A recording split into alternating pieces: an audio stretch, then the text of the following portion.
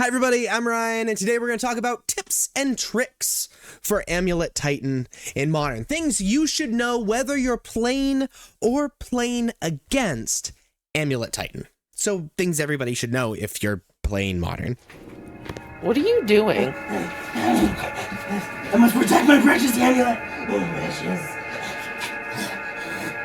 First off, if you have Spelunking and Amulet of Vigor in play, lands that don't specify that they enter the battlefield tapped must enter the battlefield untapped. However, like Valakut the Molten Pinnacle and Simic Growth Chamber or whatever, you can choose to have them enter tapped even within a Spelunking. And the reason you want to do that is if you have more than one amulet, you can generate more mana off of your lands if they enter tapped versus if they entered untapped. Once in a great while, you can have Vesuva enter the battlefield without copying any land, just to have it enter untapped. And there are some situations you want to do this. One example that my friend gave me when I was talking to them about ideas for this video is that if you have turn 3 and you have only 2 forests on the battlefield, and in hand you have Vesuva, Bounce Land, Dryad, Untapped Land, Grazer, you can play the land in your hand that enters untapped and then play Dryad. Then for the second land drop, play Vesuva, copy nothing. And because it didn't copy anything, it enters untapped. And Dryad gives Vesuva all basic land types, so it still taps for mana of any color. And so with the untapped Vesuva, you can play Grazer. And with the Grazer trigger,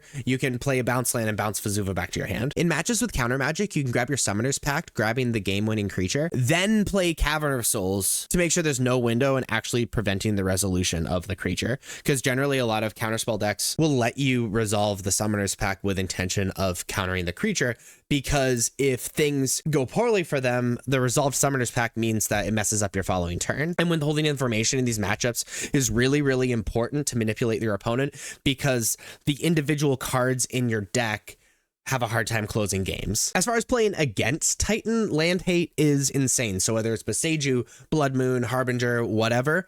For the record though, Harbinger is better than Blood Moon because Titan can only answer Harbinger with like Otawara or Dismember, where Blood Moon can be answered with a play set of Boseiju and other enchantment hate. If your deck is just faster than Titan, then you should focus on just being faster rather than hating out Titan. For example, Storm. It's a faster deck, so they should just be faster. Hand disruption is insane against Titan because 99% of the time, the Titan deck is planning on just winning with one card. And Consign to Memory is super good because it counters all the creature abilities, or the triggered abilities at least, and it allows you to interact with the amulet super early. Artifact and Enchantment Hate, very, very good because it lets you to destroy Spelunking, Saga, Dryad, and Amulet. And kind of going off of that Cavern of Souls trick, if you're a counterspell deck, letting the Summoner's Pact resolve and then countering the creature essentially time locks them the following turn very often, and sometimes they'll just win you the game. But those are some interesting tips and tricks for the Amulet Titan deck in Modern. If you like this video, please be sure to like and subscribe. Check me out on social medias. Links are above me and in the description. Thank you so much for watching.